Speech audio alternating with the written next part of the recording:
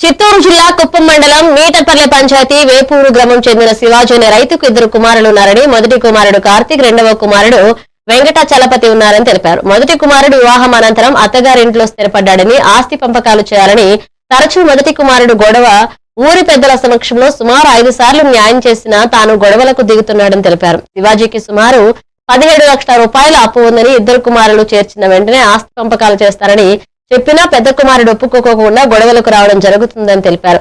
ఈ విషయమై పోలీసులకు ఫిర్యాదు చేయగా తన పెద్ద కుమారుడు స్నేహితులైన తెలుగుదేశం పార్టీకి చెందిన నాయకులైన వెంకటేష్, రఘుపతి, మంజు తనకు నచ్చచెప్పి కేసు వాపసు చేసుకునే విధంగా చేశారన్నారు.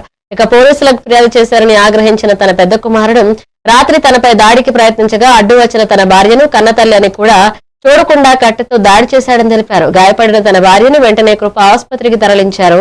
చికిత్స అందిస్తున్నారు. మంజు స్టేషన్ తాకొచ్చి మీకు ఈ మాదిరిగా అయింది తప్ప ఏంటికి కంప్లైంట్ పెట్టినారు, మేము మీద సాల్వ్ చేస్తాము అంతే కదా అనేసి వాపస్ తీసుకొని ఇంటి తాకు వచ్చిన్నారు.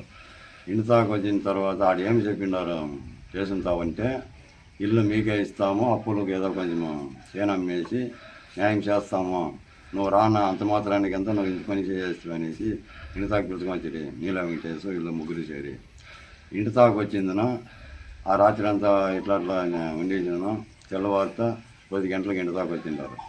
ఇంటి తాకు వచ్చిందన చేను అంతా అమ్మేయలేదు, ఇల్లునే అమ్మేసి భాగాలు చేస్తామని.